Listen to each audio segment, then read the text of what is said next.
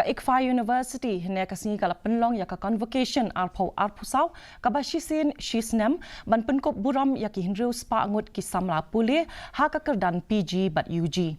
Haba ai jingkran hakane kasngi u menteri rangba ka jela u Konrad Sangma ula ong ba ka sarkar jela kan ya le ban penlut kumba san hajar kalor ha ka kam jungok kai bat palat khatsan spa kalor ha ka tanat information technology bat ula ong bakade ka kamram jong ki samla ban shim yakine ki lat bat man pen urlong ya ka jela ka bakiu shaprang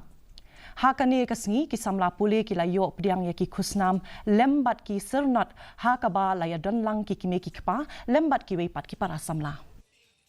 sector alone, Meghalaya will be spending 5,000 crores, and we expect to create almost close to 50,000 jobs in the private sector through the investments that we make in the different tourism sector. How are you going to take advantage of that and be part of this entire economic plan that we have? We'll be investing almost more than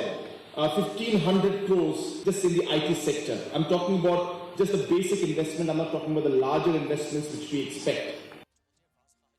Ringkat ka perthai